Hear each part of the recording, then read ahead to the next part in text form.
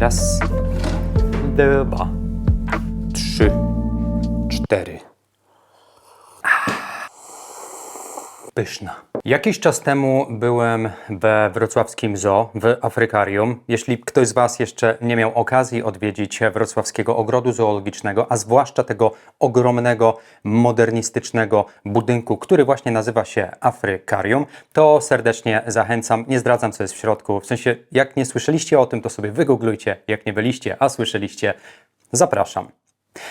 Ale ja nie o tym. Przechodzając się po Afrykarium swoim takim wolnym tempem, oglądając wszystkie te zwierzaczki, wszystkie piękne okazy, które tam możemy znaleźć, gdzieś w okolicach stanowiska mojego zresztą ulubionego, czyli z fokami, podszedł do mnie jeden z widzów, który rozpoznał mnie tam na miejscu i tak, żeby pogadać, przyjść, przywitać się i zbić pionę. I szybko okazało się, że człowiek, który podszedł się ze mną przywitać, nie tylko oglądał moje poprzednie filmy, ale również jest akwarystą. I co ciekawe, okazało się tak od słowa do słowa, że na co dzień pracuje jako psycholog dziecięcy. I to jest ciekawy wątek, ponieważ często na swoim kanale staram się dzielić takimi praktycznymi wskazówkami, jak zaaranżować nasze pierwsze akwarium, albo jakich błędów unikać, gdy na przykład, nie wiem, jesteśmy rodzicami i chcemy zaaranżować jakieś małe, fajne, skromne akwarium, na przykład dla naszego dziecka. Ale jest jeden błąd, o którym, teoretycznie, rzekomo, nie jestem psychologiem, a dotkniemy tutaj psychologii. Podobno jest to błąd natury bardziej psychologicznej aniżeli technicznej, gdy aranżujemy nasze pierwsze akwarium, zwłaszcza jeśli robimy to dla naszych dzieci. I ten człowiek, z którym uciąłem sobie bardzo fajną, taką przyjemną pogawędkę właśnie w wrocławskim Afrykarium, zwrócił mi uwagę na fakt, że bardzo wiele osób, młodych rodziców, ale nie tylko rodziców, gdy zakłada pierwsze akwarium i kupuje pierwszą rybkę albo kilka pierwszych rybek, to wspólnie z dziećmi robią taką zabawę, że wymyślają imiona dla tych rybek albo dla tejże rybki, jeśli jest tylko jedna sztuka. I to wydawałoby się taka niewinna zabawa, wręcz sympatyczne, fajne ćwiczenie, może nie tyle ćwiczenie, co czynność, czyli wymyślmy rybce albo rybkom imiona. I to, co próbował wytłumaczyć mi ten człowiek, i w sumie wytłumaczył na tyle, na ile to zrozumiałem, to fakt, że w momencie, gdy kupujemy na przykład dzieciom albo dla dzieci zakładamy pierwsze akwarium i zachęcamy dziecko, żeby jej pierwszej rybce nadało imię, to nie myślimy o tym, że niestety to jest taka smutna, ale prawdziwa prawda, chciałem powiedzieć, wyszłoby masło maślane. Jest to taka smutna prawda na temat takiej zwykłej, prostej akwarystyki domowej, że większość tych popularnych rybek akwariowych nie cieszy się, nie może pochwalić się jakąś długą żywotnością. Rok, półtora roku, 2, 2,5, 3, 4, może 5 lat. Mówię o takiej, powiedzmy, średniej krajowej. I w momencie, gdy nasze dziecko albo my sami nadajemy rybce przyniesionej ze sklepu akwarystycznego imię, nagle budujemy z tą rybką, z tą istotą, z tym żyjątkiem niezwykle silniejszą relację na poziomie psychologii, ponieważ to nie jest już po prostu rybka pływająca w naszym szkiełku. Ta rybka ma osobowość, ponieważ zyskała imię, zyskała, nie chcę powiedzieć człowieczeństwo, ale wiecie, o co chodzi, że nadajemy imię czemuś, do czego mamy albo chcemy mieć bardzo osobisty stosunek, i nadanie imienia tej pierwszej rybce, którą przyniesiemy ze sklepu, powoduje, że albo my, albo nasze dziecko zbuduje z tą rybką dużo silniejszą więź niż w sytuacji, gdyby rybka imienia nie posiadała. To nie jest problem tak długo, jak rybka żyje. Ale rybki zazwyczaj długo nie żyją. I nawet ja, nie będąc jeszcze rodzicem, ani nie będąc już dzieckiem, złapałem się w tę pułapkę. Otóż jest tylko jedna rybka, która zamieszkiwała ten kwadrat, której nadałem imię.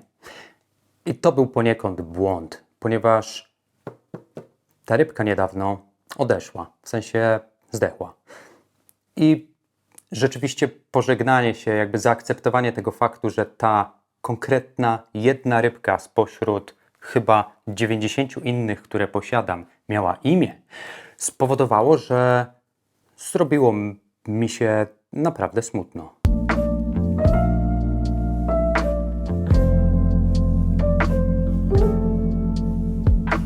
Część z Was do tego momentu powinna się już domyślić, o jakiej rybce mówię. Kochani, chcę Wam przekazać dość smutną informację, którą ja mam już od miesiąca, 1,5 miesiąca, od dnia, gdy nagrywam ten film. Pożegnaliśmy Grzesia. W sensie nasz bojownik, jakby, no, jak to powiedzieć delikatnie? Nasz bojownik Grzegorz odszedł na drugą stronę Jedi. Niestety. I to było smutne.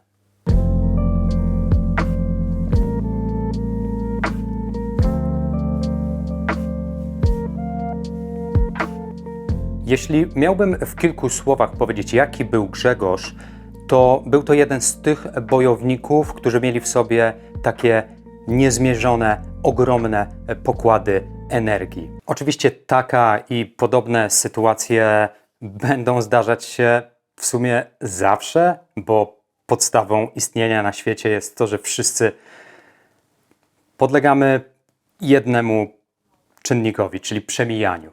Jakby nikt z nas nie oszuka tego, czym jest przemijanie, nieważne czy jesteśmy ludźmi, małpami czy rybami. Ale powtarzam sobie, że każdy koniec ma nowy początek. I w tym wypadku również tak będzie. Otóż Grzegorz ostatnio zamieszkiwał kawalerkę, którą kilka miesięcy temu mogliście zobaczyć na kanale. To jest niewielka kostka, 16 litrów pojemności brutto. I nie chcę jakby zostawiać tej kostki pustej, chciałbym tam coś zaaranżować.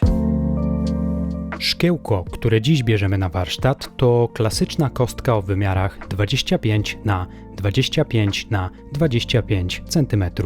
Grubość szyb 4 mm. Pojemność całkowita to 16 litrów. Tło pokryte jest czarną farbą akrylową.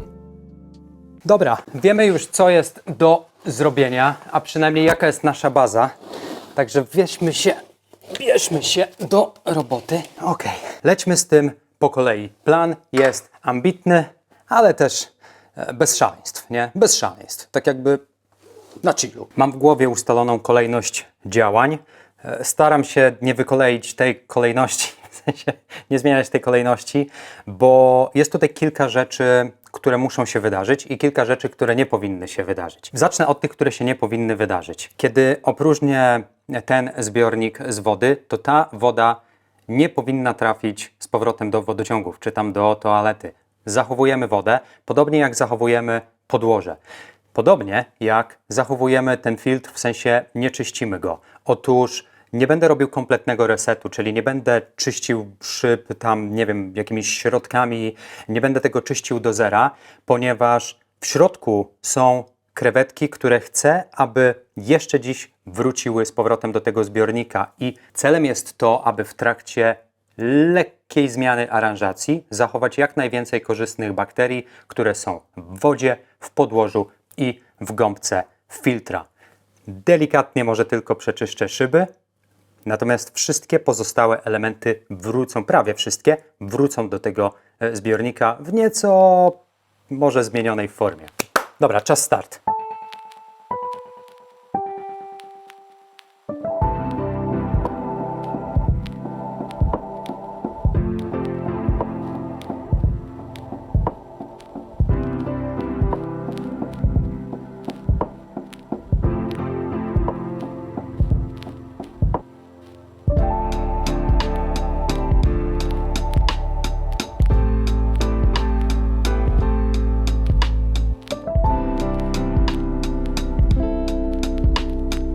Jak widzicie taki obrazek, to znaczy, że już nie ma odwrotu. W sensie zrobiliśmy to, tego się już nie da naprawić, można to po prostu zrobić na nowo. Dobra, co następuje tak naprawdę? Tutaj powoli zacząłem kolekcjonować żyjątka Ślimaki, 3 ślimaki typu helmet, świetne ślimaki, jeśli chodzi o pozbywanie się glonów. Dlaczego akwaryści uwielbiają te ślimaki? Po pierwsze, to są naprawdę mega fajni glonożercy i drugi powód jest taki, że w wodzie słodkowodnej się nie rozmnażają. Czyli no, nie macie tego ryzyka, że zrobi Wam się plaga tych ślimaków. One chyba ponad rok były w tym niewielkim, akurat nie w tym zbiorniku, bo sam zbiornik ma pół roku, ale ogólnie posiadam je mniej więcej od roku. Tutaj jest teraz dość mocny bałagan. Połowę wody z tego zbiorniczka wlałem tutaj, trochę wlałem tutaj, wlałem też, gdzie jest drugi zbiorniczek. Tutaj zachowałem też część tej wody. Dlaczego? Ponieważ tutaj są korzystne bakterie, których potrzebujemy i połowa wody z tego zbiornika, czyli stąd i w tamtych dwóch naczyniach, wróci z powrotem do tego akwarium, żeby no, ten start tego zbiorniczka nieco przyspieszyć. To, co teraz potrzebuję zrobić, przede wszystkim sporo tego nurzańca. Tą całą miskę teraz tak naprawdę muszę przejrzeć, zobaczyć, czy nie ma tutaj gdzieś krewetek, które zaplątały się w rośliny, żeby ich nie pominąć, porozdzielać te rośliny, które wyglądają zdrowo, zobaczyć jakie tutaj mamy rośliny, ile tych roślin jest i wtedy zdecyduję, co z tymi roślinami dalej robię. Także na to mi zejdzie chwila i w międzyczasie, w sumie dobrze się składa, ponieważ i tak muszę poczekać, aż cały ten muł trochę osiądzie, po to, żebym mógł w ogóle widzieć krewetki, zanim zaczniemy je wyłapywać. Obstawiam, że jest ich tutaj no, może kilkadziesiąt nawet, chociaż podbierałem trochę krewetek z tego zbiornika do moich innych zbiorników, więc są małe sztuki, są nieco większe sztuki. Od dłuższego czasu w ogóle nie wrzucałem tutaj żadnego jedzonka, ponieważ no, nie było grześka, więc krewetki posiłkowały się głównie glonami i jakimiś gnijącymi liśćmi roślinek. Także dobra, tutaj ten muł sobie opadnie. Rzeczywiście będzie wymagał zbiorniczek trochę mojej pracy. Delikatnie podczyścimy. Będzie ok. To nie jest jakiś mocny osad. Widzicie? Paluchem przelecę i schodzi. Gitara. Z kolei pan filtr, tu już czekałem rośliny do kolejnego, w sumie do tego setupu. Filtr wrzuciłem, to jest filtr narożny. On nie jest jakoś super wydajny. Ma podobno tą taką wartość laboratoryjną, jeśli chodzi o przepływ 250 litrów na, pokażę Wam z tej mańki jak wygląda. 250 litrów na godzinę. Tyle mówi nam producent. Nawet jak przefiltruję te 150-200 litrów będzie ok. Natomiast ja ten filtr kupiłem głównie z dwóch powodów. Po pierwsze jest ultra cichy. Praktycznie nie słyszeliśmy go nawet późnym wieczorem, gdy większość urządzeń elektrycznych jest po prostu w domu wyłączonych. I druga sprawa, ta deszczownica czy tam deszczownia ma regulowany przepływ. Tutaj ma takie kółko, którym mogę regulować jak mocno ma dmuchać i to była ta funkcjonalność, ten feature, który potrzebowałem do kostki z bojownikiem, ponieważ bojowniki nie lubią mocnego przepływu, więc mogłem Grzesiowi właśnie dać taki delikatny przepływ. Nie czyściłem praktycznie w ogóle tego filtra od samego początku, ale też akwarium z bojownikiem rzadko jest takim akwarium, które się brudzi dość mocno, no bo nie wymaga jakoś ultra dużego karmienia, nie ma tam jakiejś ogromnej obsady. Także wrzuciłem tutaj do mojego gupikowa na chwilę po to, żeby dalej odbywała się ta cyrkulacja, żeby te korzystne bakterie nam nie zaczęły obumierać, gdy przez kilka godzin będziemy aranżować nowy zbiornik.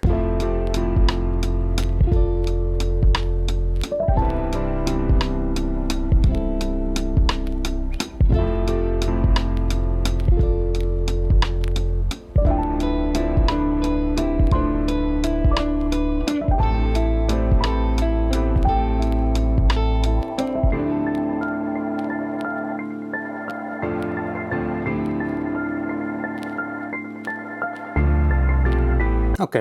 Gdy przerabiacie akwarium, uwierzcie mi, że jest z tym 2 razy więcej pracy niż jakbyście przynieśli świeże akwarium, świeże szkiełko i zakładali świeży zbiornik. Dlaczego? Ponieważ mniej więcej tyle czasu, ile zajmuje aranżowanie akurat takiego prostego, naturalnego akwarium, jakie ja dziś aranżuję, mniej więcej tyle samo czasu, co aranżacja akwarium zajmuje to, żeby wszystkie rośliny powyciągać, spuścić wodę, no spuszczanie wody to akurat nie zajmuje czasu, ale wyłapanie wszystkich krewetek, zwłaszcza krewetkaria, które są najczęściej takimi nano zbiorniczkami, niewielkimi szkiełkami, w których są krewety, wymagają relatywnie dużo więcej czasu. Dlaczego? dlatego że wyłapanie tak małych żyjątek jak krewetki i to jeszcze w takiej ilości, w takiej liczbie, to nie jest ciężkie, ale wymaga uzbrojenia się w cierpliwość.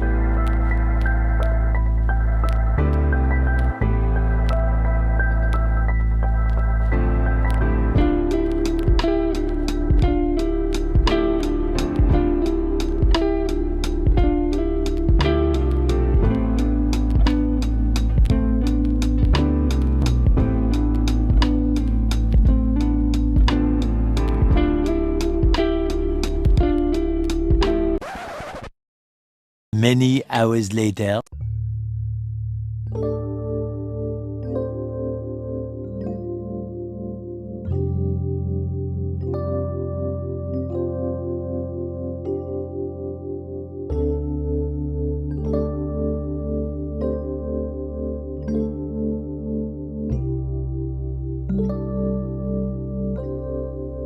Zmieniam koncepcję. 2 dni, dokładnie tyle nie było mnie od ostatniego ujęcia. Dla Was to była chwila, moment, ale ja potrzebowałem 2 dni, żeby zmienić nieco koncepcję, którą zacząłem realizować. Ale to normalne. Dobra, wyjaśniam. Przypomniało mi się, jak cholernie dużym kłopotem było dla mnie to, że ten filtr, a mówię dokładnie o jego objętości, nie tyle objętości, co o wysokości, filtr był dla mnie dość poważnym problemem, żeby umieścić go w tej naszej małej kostce.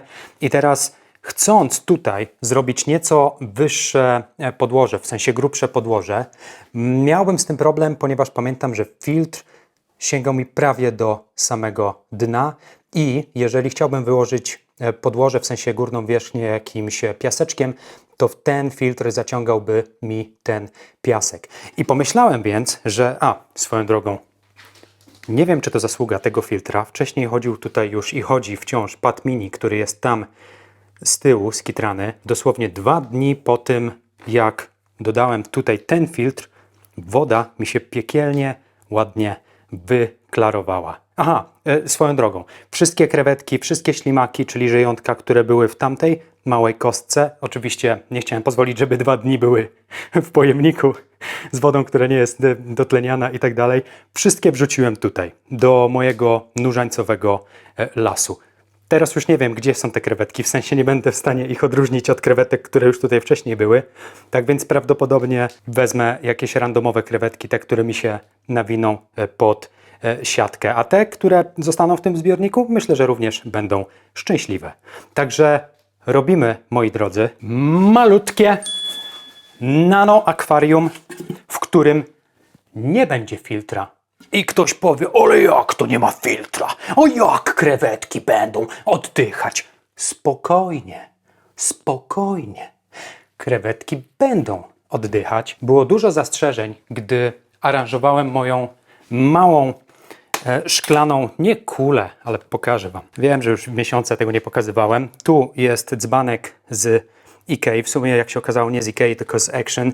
Dużo zmian tutaj wprowadzałem. Ja nabałaganiłem, przyznaję się, bez bicia do błędu i musiałem tutaj usadzić jeszcze więcej nurzańca, natomiast jeszcze wrócę kiedyś do tego dzbanka, ponieważ to nie jest czas i miejsce, żeby o nim mówić. Natomiast tak, moi drodzy, potwierdzam, krewety, nie wiem, czy uda mi się wyostrzyć. Hello! Także robimy zbiorniczek bez filtra. I dam również inne oświetlenie. Otóż dotychczas na tym zbiorniku świeciła ta budżetowa lampa. Nie pamiętam, skąd ją wyczarowałem. Natomiast ona ma moc bodajże 7 albo 10 W i była skręcona na może 60-70% swojej mocy. To, co teraz chcę osiągnąć, zaraz zobaczycie, że ta koncepcja ma sens. Rezygnuję z tego światła, nie dlatego, że jest złe, ma fajne barwy, jak na tę cenę, natomiast ono jest bardzo takie szerokie, w sensie zajmuje dużo powierzchni tutaj, tej takiej nad akwarium, nie wiem jak nazwać tę powierzchnię. A ta przestrzeń również mi się przyda, o czym będzie później. Więc pomyślałem, że zainstaluję takiego małego skurczybyka. To jest jeszcze bardziej budżetowa lampka, też chyba od kolegów gdzieś tam z Chin ściągnąłem. Ta lampka świeci z mocą zaledwie 5 W. Ktoś powie, hej, chyba nie będziesz tu żadnych roślin dawał do takiej słabej lampki. Jeżeli ten zbiornik ma 16 litrów brutto, ale litraż ten wodny będzie tutaj, nie wiem, z 13 do 15 litrów wody, tak rzeczywiście to 5 W dzieląc przez 15 litrów wychodzi około 0,3 W na litr wody, co sumarycznie nie jest wcale takim słabym oświetleniem. Ale pamiętajcie, z oświetleniem jest tak, jak jest za słabe, zawsze można je zmienić. Także instaluję tę lampkę, ona jest tak mała, że mogę spokojnie zasilać ją z powerbanka, co też zrobię na czas naszej dzisiejszej zabawy. Come on! Chyba. Tak? Chyba? Yeah! Nie daje może cudownych, pięknych kolorów, ale ja lubię taki niebieskawy, powiedziałbym nawet błękitny kolor. Fajne jest to, że ona jest dość jakby taka plastyczna, więc mogę ją sobie pod jakim kątem chcę ustawić. Przesłuchanie oślepie Was. Mów, co robiłeś wczoraj? Wydaje mi się, że siądzie idealnie. Dobra, róbmy podłoże. I tak informacyjnie jeszcze. Tło czarne zostawiam, tam jest farba akrylowa. Tymi plastrami, taśmami też nie ma się z czym przejmować w sumie, ponieważ w ten sposób podkleiłem taką taśmą dwustronną dwie podkładki i te podkładki zostają. A tego i tak nie będziemy widzieć, bo zasłoni to podłoże. A oto co idzie na dno. Już w poprzednich aranżacjach to wykorzystywałem i też dużo mówiłem o tym, jak robię podłoża, więc nie będę się nad tym rozwodził. Plant Growth Booster. Ja to kupiłem na Allegro, ale możecie użyć tak naprawdę jakąkolwiek ziemię do oczek wodnych, tudzież do roślin wodnych, bo różnie brandowane są tego typu ziemie. I to idzie na sam spód razem z, wiecie, ja lubię robić zupę z gwoździa w takim podłożu. Znalazłem po prostu jeszcze resztki substratu, który nazywa się JBL Aqua Basis Plus. To pójdzie w sumie na sam spód. Później te ziemię wymieszam razem wymieszam 50 na 50. Kupiłem taki zwykły. To jest chyba żwir taki dość gruboziarnisty, jeśli mogę tak powiedzieć. I to jest żwir bazaltowy. Jego nie będzie widać.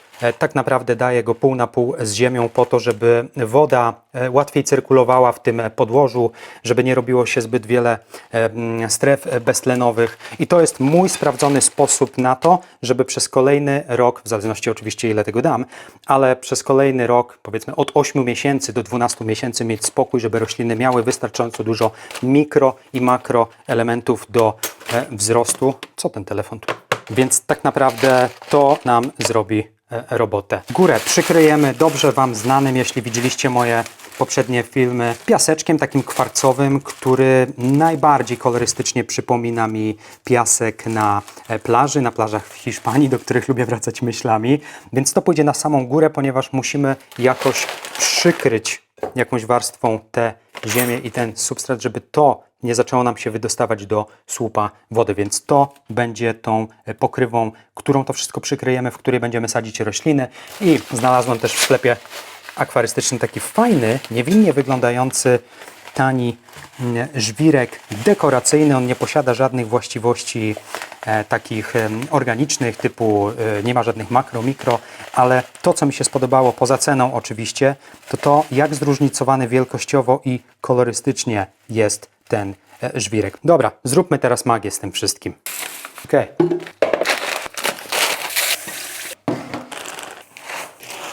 Druga warstwa jest gotowa. Tak naprawdę to wymieszałem, nie widać, bo to wszystko i żwir, i ziemia jest koloru czarnego. Natomiast wymieszałem to pół na pół i zamierzam dać tego naprawdę dużo. Zazwyczaj się ograniczam, nie chcę sypać zbyt dużo podłoża w takich małych zbiorniczkach, ale teraz pomyślałem, że lecę na całość. Tak naprawdę nie muszę tutaj zastanawiać się, gdzie to wysypać, bo wysypię to wszędzie. W przypadku takiej ziemi ogrodowej, ziemi do oczek wodnych, to raczej robienie jakichś wykręconych aranżacji. Można oczywiście gdzieś robić jakieś skosy, jakieś górki, pagórki, ale to już może zostawię na inny film. Trzeba się z tym troszkę dłużej wtedy pobawić, bo prędzej czy później wszystko się tak naprawdę wyrównuje do jednego poziomu. I tak to mniej więcej wygląda. Ja zazwyczaj, jak spojrzycie jeszcze tutaj, Mieciu, pokaż w dół. Zazwyczaj odsuwam jeszcze wizualnie tą warstwę taką pierwszą od frontu szyby i zasypuję piaskiem po to, żeby oddzielić wizualnie jakby tą ziemię od osoby, która będzie patrzeć na zbiornik. W tym wypadku nie chcę tak zrobić. Chcę widzieć wszystkie warstwy siedząc naprzeciw tego zbiornika i pracując, ponieważ widok jakby to, co będzie się tutaj działo w tym ekosystemie, będzie umilać mi czas pracy na co dzień. Przysypmy to teraz. Najczęściej nie myję piasku, tylko pozwalam, żeby filtr się tym zajął. Po prostu wrzucam watę filtracyjną na 1-2 dni, ale tutaj filtra nie będzie. Mokry piasek oczywiście się o wiele gorzej układa, ale spokojnie, on nie musi być jakoś super równo, to i tak się rozejdzie wszystko po powierzchni. Ktoś zapytałby, czy taka warstwa na pewno wystarczy. Z tej mańki będzie widać to troszkę lepiej, a gdzieniegdzie pół centymetra, gdzieniegdzie centymetr. Dla mnie centymetr jest tak naprawdę taką akceptowalną grubością. Normalnie dodałbym jeszcze więcej piasku, ale dorzucimy jeszcze żwirek dekoracyjny, który poza samą dekoracją jeszcze bardziej oddzieli nam tę nabitą makroelementami podstawę od słupa wody.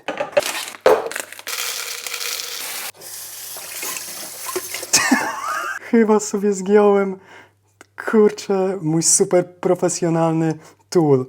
Tutaj też nie zamierzam jakoś wydziwiać i kombinować. To nie jest kanał o aquascapingu, to jest kanał o tym, że tak naprawdę każdy, niezależnie od zasobu portfela, niezależnie od umiejętności, może zrobić dla siebie fajne, proste akwarium, które dodatkowo można postawić w sypialni, bo nie wymaga filtracji. Dlatego lecimy po prostu tak, jak czujemy. Przepiękny jest ten żwirek dekoracyjny. W sensie doceniam to, jak jest zróżnicowany. Dam kilogram, czyli wszystko to, co tak naprawdę kupiłem.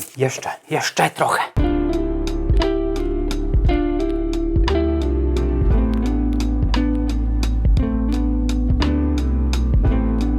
Jeżeli będzie jakaś jedna rzecz, jeden artefakt, z którego będę kiedyś znany na polskim akwarystycznym YouTube, to prawdopodobnie tym czymś będzie to, jak dużą warstwę podłoża najczęściej daje. Tak, to jest gruba warstwa. Przychwyćmy z tej strony. To jest gruba warstwa, jeżeli spojrzymy na to rzeczywiście od boku. Ono trochę siądzie, delikatnie, ale nie dużo. Natomiast jestem super zadowolony, że taka warstwa wyszła. Oczywiście odzyskaliśmy też trochę przestrzeni kosztem tego, że nie będzie tutaj takiego mechanicznego filtra. Nie będzie również grzałki. Natomiast sam ten żwir niewiarygodnie fajnie wygląda. Bardzo podoba mi się, przyzumuję, bardzo podoba mi się i ubarwienie, i to, jak jest zróżnicowany pod kątem właśnie tych różnych kształtów. Czas na rośliny. I w tej oto palmiarni, pod tym egzotycznym drzewem, czemu ten filtr nie działa? Kurczę, po karmieniu nie włączyłem z powrotem filtra. Ok. Tak. Hej, Gupol, odejdź. Tak, działa. Tutaj są 3 kubeczki małego heńka. Nazwę tych roślin, jednej i drugiej, która idzie do aranżacji, wrzucę na ekran, ponieważ nie sposób ich się nauczyć na pamięć, nawet nie próbuję tego robić. Idą tak naprawdę, hello. Idą tak naprawdę 2 roślinki. Roślina trawnikowa to mały heniek. Bardzo fajne, takie drobne listki. Wybrałem ją dlatego, że właśnie ma drobne listki i w moim innym zbiorniku, który jest tutaj, otóż w tym zbiorniku, w mojej nanogalerii, duży heniek, no tak, mówię duży heniek, bo duży heniek jest w tle. On wystartował, niedługo będę go przycinał i tutaj jest też mały heniek, który obawiałem się, czy przy słabym świetle, lampa zaledwie 8 watów, przy litrażu 31 litrów, nie wiedziałem, czy mały henio mi pójdzie. To dopiero 3. tydzień albo 4. od chwili, gdy założyłem ten zbiornik, już widzę, że mały heniek z czasem, oczywiście dużo wolniej niż w przypadku jakbym podawał CO2, ale on mi przejmie i jakby pokryje cały ten front akwarium. Dla mnie to dowód, że mały Henio może robić trawnik bez CO2 przy wodzie, którą posiadam, przy wodzie z kranu, przy wrocławskiej kranówce, przy słabszym oświetleniu. I tutaj również pod tym piaskiem kryje się podobne podłoże, czyli ziemia do oczek wodnych. Idzie. A skoro idzie, chcemy go wrzucić również do dzisiejszej aranżacji. I jest jeszcze roślina ta z tyłu, 2 koszyczki. Ona też ma takie drobne listki. Nie pamiętam nazwy, ale wyświetla Wam się na ekranie. I wydaje mi się, że trawnikowa roślinka plusta plus, moi drodzy, ale o tym za chwilę.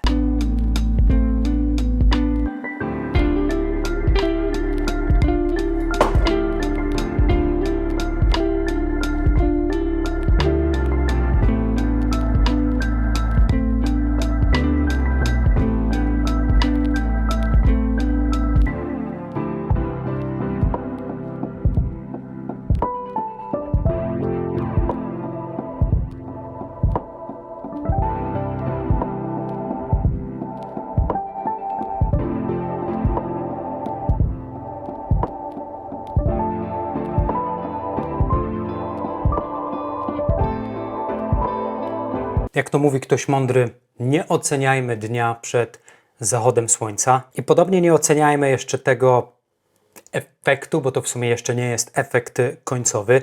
Natomiast to, co zrobiłem, jako że ta aranżacja ma być ultra prosta i niewymagająca, to te większe rośliny dałem delikatnie na tył, a roślinę trawnikową oczywiście na front. Zero jakichś dodatków, gałęzi, kamieni.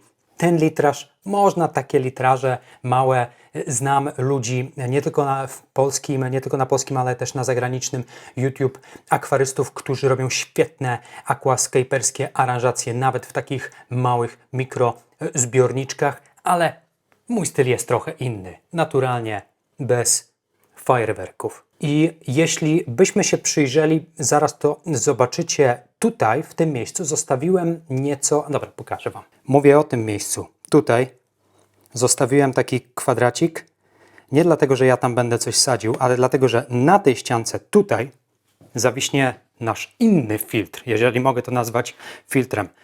Sporo tej hydroponiki. Swoją drogą, jeżeli jesteście ciekawi, bo często mnie pytają ludzie, co to za koszyczki hydroponiczne, co to za lampki, co to za grzałka, jaki filtr chodzi w tym albo w innym akwarium. O, minęła godzina, po której główne światło się gasi, a to hydroponiczne gasi się 30 minut później, ale nie potrzebujemy teraz tego światła. W każdym razie sprzęt, który wykorzystuję w swoich akwariach, znajdziecie na liście, którą zawsze linkuję w opisie do filmu i też często w pierwszym komentarzu do filmu. Także oglądajcie, sprawdzajcie.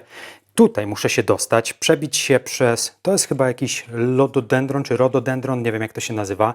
Polska dracena, świetna jest i tu, moi drodzy, cholera, muszę wyciągnąć, chodź tu maleńki. Tu jest przepiękny szczep, skrzydło kwiatu, który od samego początku, ten szczep nigdy nie był w doniczce. Ja go uprawiałem od takiego mikro malutkiego listka, zaledwie chyba z jedną łodygą tak naprawdę, który umieściłem w jednym z moich akwariów i spójrzcie, tu są przepiękne korzenie. Ten skrzydłokwiat pójdzie jako hydroponika do naszego malutkiego baniaczka. Rośliny hydroponiczne, takie jak skrzydłokwiat, mają 3 zalety, które według mnie są ogromnymi zaletami, jeśli chodzi o te kwiaty. Pierwszą zaletą jest to, że wyglądają po prostu pięknie. Nie ma tutaj akurat takiego kwiatu, takiego białego, który jest chyba reprezentatywny dla skrzydłokwiatu. Natomiast pierwsza rzecz to taka, że wygląda po prostu pięknie. To jest moja opinia, można się z nią nie zgadzać. Druga ogromna zaleta jest taka, że skrzydłokwiat bardzo łatwo adaptuje się do uprawy hydroponicznej. Jak przyniesiecie kwiat jakby w doniczce, skrzydłokwiat ze sklepu ogrodniczego, wystarczy, że wyrzucicie całą ziemię z doniczki, wyczyścicie korzenie, popodcinacie te najbardziej brudne, tak przynajmniej ja robię, i po prostu umieśćcie te korzenie w akwarium. I wszystko. Zobaczycie po kilku tygodniach, część korzeni zacznie jakby gnić, ale w ich miejsce lub obok tych gnijących starych korzeni zaczną pojawiać się nowe, takie hydroponiczne. Pokażę Wam, jak to wyciągnę. Spójrzcie.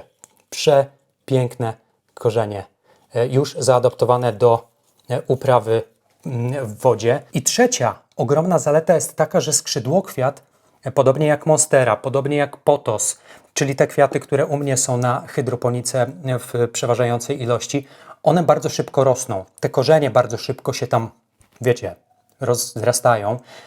I jaki to ma plus dla naszego ekosystemu? Ano taki, że negatywne związki lub związki nie do końca negatywne, ale te, których nie powinno być za dużo, czyli azotany, fosforany i tak dalej, bardzo szybko są wyciągane ze słupa wody dzięki właśnie temu, że ta roślina pobiera ich po prostu sporo. I to będzie nasz filtr, kochani, naturalny. I teraz macie odpowiedź, dlaczego wybrałem taką lampkę. Dlatego, że tamta była zbyt kobylasta i miałem problem, żeby umieścić, a przynajmniej tak mi się wydawało, żeby umieścić nasz skrzydłokwiat. Ta doniczka, również czarna, też jest gdzieś pewnie na mojej liście sprzętu, z którego korzystam. Kurde, ale wielki. That's what she said. I ja teraz będę mógł sobie tą lampkę wysterować tak, jak chcę. Zasłonił pół kadru. Ale teraz już wiecie, dlaczego nic nie sadziłem tutaj z tej strony w rogu. Woda, którą będę to zalewał, część wezmę z moich dojrzałych zbiorników, żeby przyspieszyć ten proces dojrzewania akwarium, ponieważ jako, że pozbyliśmy się jednak tamtego podłoża z poprzedniego setupu, z poprzedniej aranżacji, po prostu miałem 2 dni przestoju robiąc to wszystko, to tutaj nie ma jeszcze żadnych korzystnych bakterii, więc damy temu zbiornikowi czas, żeby takie bakterie po prostu się namnożyły. Dodanie wody z dojrzałego zbiornika przyspieszy ten proces, ale nie sprawi, że zajdzie on w ciągu jednego dnia. Za dużo go tam umieśćmy tu, w miejscu, gdzie powinno być. Witajcie w mojej jaskini. W jaskini zła. Żartuję. Nie żartuję. Czemu mam żartować? To jest jaskinia zła. To jest miejsce, gdzie ja spędzam dużą część mojego życia, pracując, zarabiając na chleb, podejmując decyzje, istotne decyzje dotyczące mego życia zawodowego i przyszłości mej oraz mej rodziny. Dobra, to miejsce pracy nie różni się pewnie wiele od miejsca pracy biurowej większości ludzi w tym kraju, ale i nie tylko. Czekajcie, muszę tutaj trochę pozmieniać. I tutaj wcześniej był ten dzban bez filtra, który dałem tam do salonu. Natomiast ta kosteczka wydaje się, że będzie idealnym wypełnieniem, obecnie idealnym wypełnieniem tej przestrzeni. Halo? Zobaczcie, o co chodziło z moją koncepcją i tą podmianą lampki, bo tutaj wszystko ma sens. Naprawdę wszystko ma sens. Tutaj jest również, tylko muszę się przepiąć, ta lampka, która była wcześniej na tym. Jestem pod biurkiem, nieważne, nie musicie mnie widzieć. Wszystko jest ok. Uwaga. Tara! Oczywiście pomijcie ten bałagan z kablami, posprzątam tutaj później, ale rozumiecie koncepcję. Chodziło mi o to, że tą małą lampeczkę wykorzystam do oświetlania, no jeśli oczywiście nie będzie za słaba. Jak będzie za słaba, to wtedy będziemy myśleć. Ona będzie mi oświetlała trawnik, ta malutka na USB, a poprzednia lampka, teraz dałem takie akurat światło klimatyczne, które trochę pasuje mi do tego, natomiast ta poprzednia lampka będzie służyła za doświetlanie tego skrzydłokwiatu.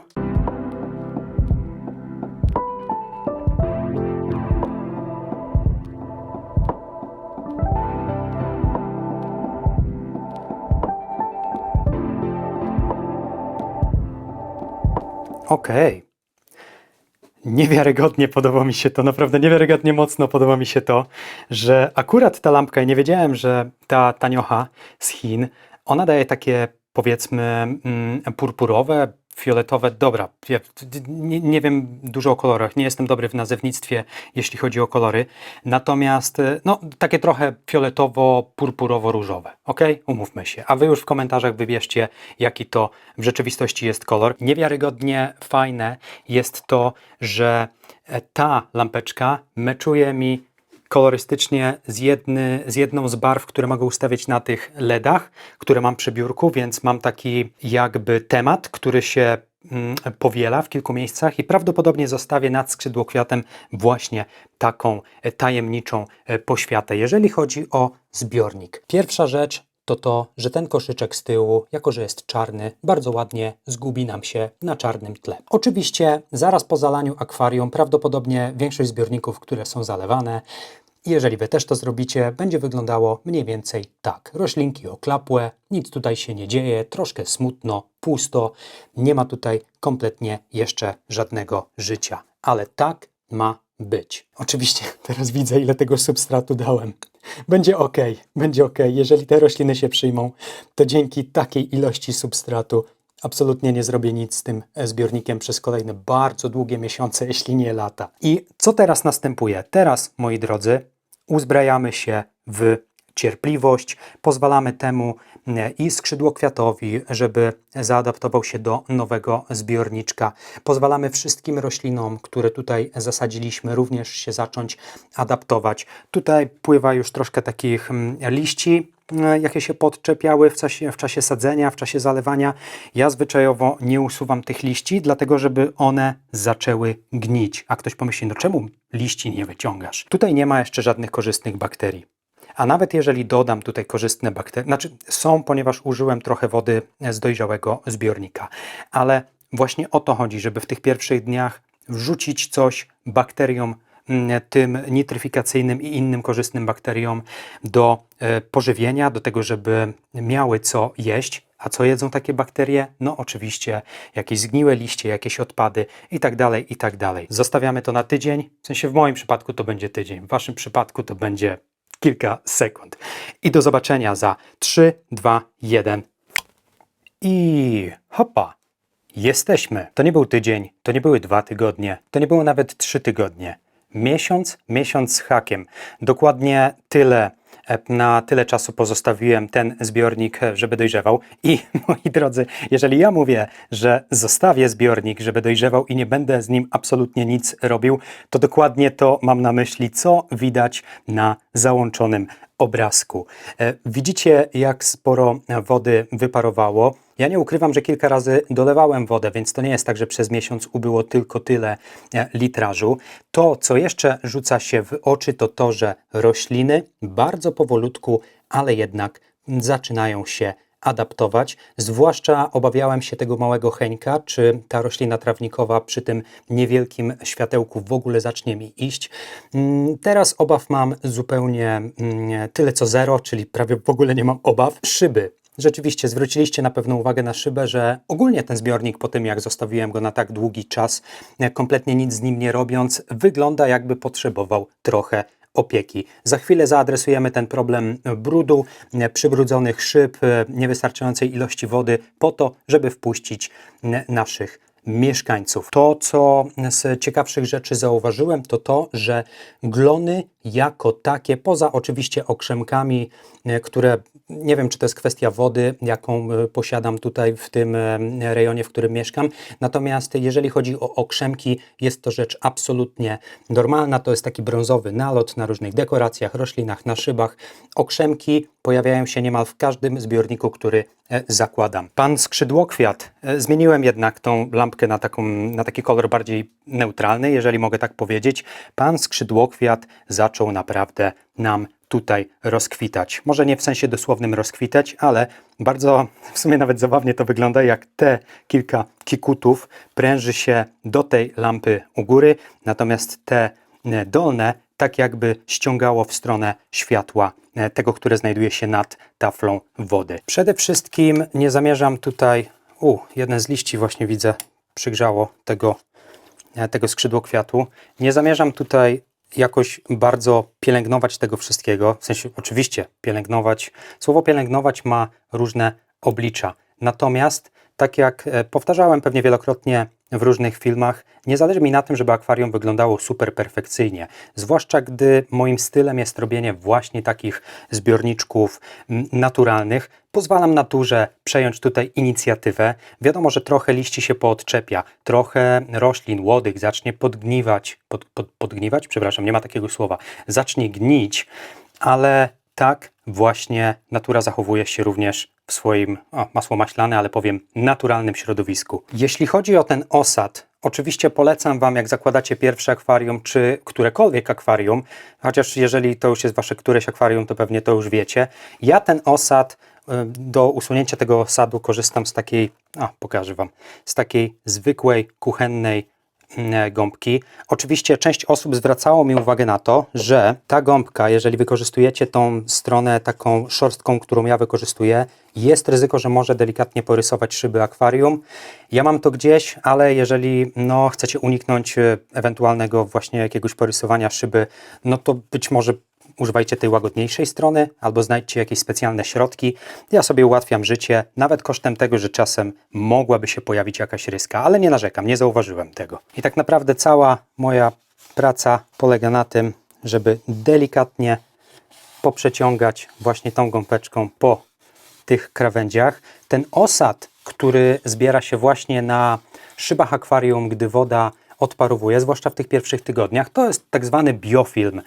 Bardzo często początkujący akwaryści zastanawiają się i są przerażeni, widząc, że na tafli wody zbiera się jakaś biała maź. Moi drodzy, to jest biofilm, czyli wszystkie te związki, które wydzielają się z podłoża, które zawsze będą się wydzielać. Oczywiście im bardziej dojrzałe jest akwarium, tym wydziela się tego biofilmu, tych związków coraz mniej. Ja na moich dojrzałych zbiornikach nie mam już problemu z biofilmem, gdyż nie ma go tam prawie w ogóle. Oczywiście też muszę pilnować, żeby nie przekarmiać za bardzo zbiorników, ponieważ zauważyłem, że jak przekarmię trochę ciężką rączką ryby i wrzucam im zbyt dużo pokarmu, no to ten biofilm, czyli te wszystkie związki zaczynają przybierać na sile, na ilości. I co? I wszystko. Tak naprawdę. Pyk, szybki, czyste. Zbiorę jeszcze trochę tej wody i uzupełnię resztę, czyli tę wodę, właśnie brakującą wodę, uzupełnię wodą z akwarium, z którego podkradłem już kilkanaście albo kilkadziesiąt krewetek. Po co? Po to, żeby mniej więcej wyrównały się parametry wody. Wtedy będę mógł sobie odpuścić jakieś takie bardzo szczegółowe aklimatyzowanie tych krewetek, bo będziemy tutaj wrzucać. O właśnie, kogo będziemy wrzucać? Spójrzmy na nich. Tutaj, moi drodzy, są nasze gościni, goście, czyli ciężko widać, ale tutaj jest gromadka, dość większa gromadka, od kilkunastu, może z tej mańki będzie lepiej widać, gromadka kilkunastu, może nawet 20 krewetek cherry i te krewetki są dość harde, w sensie nie muszę się jakoś bawić w jakąś długą aklimatyzację, być może bluźnię teraz i grzeszę mówiąc to na głos, ale temperatura wody w tym zbiorniku i w zbiorniku, z którego pochodzą, jest absolutnie ta sama, ponieważ w obu zbiornikach panuje temperatura pokojowa, nie używam tam grzałki tutaj i tam. A jeżeli chodzi o parametry, no to uzupełnijmy troszkę tutaj tej wody właśnie wodą z tego zbiornika, z którego wziąłem krewety. Nieco parametry się dzięki temu wyrównają.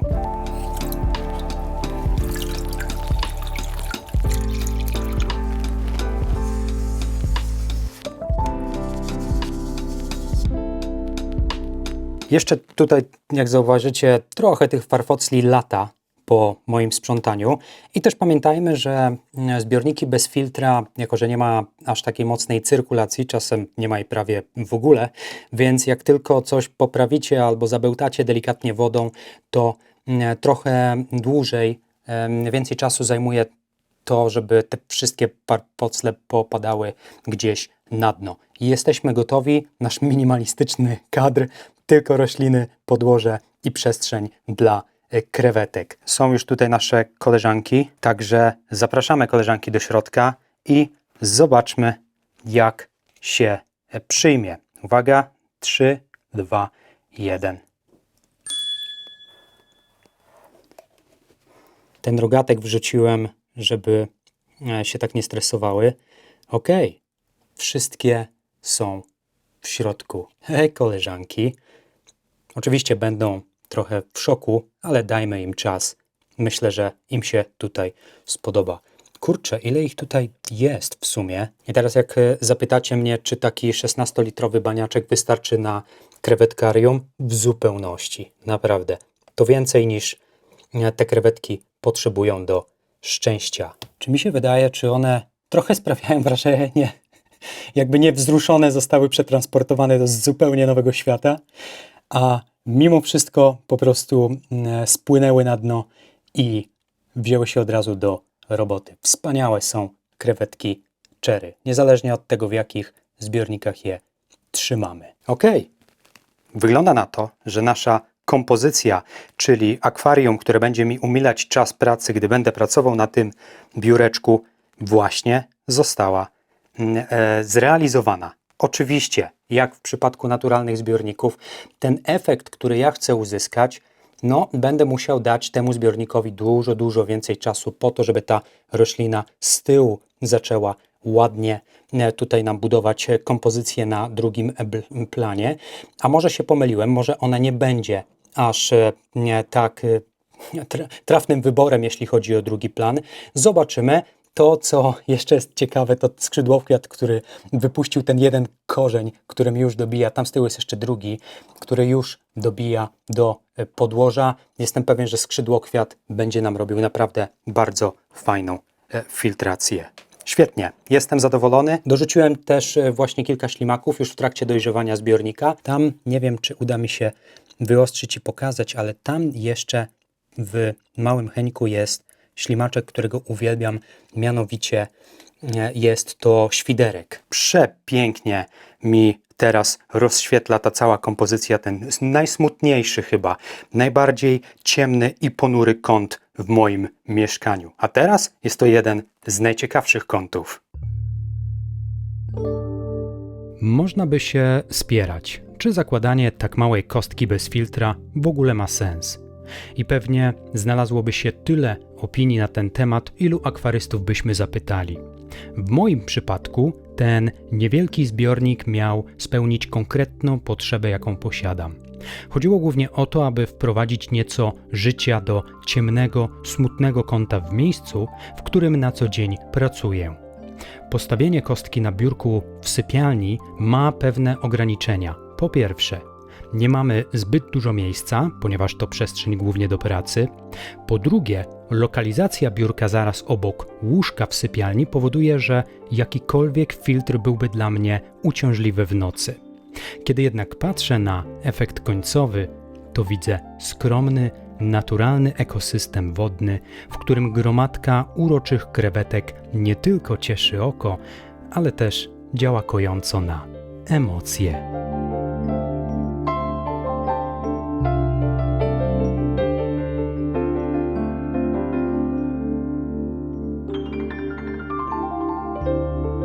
Co ja taki ciemny jestem?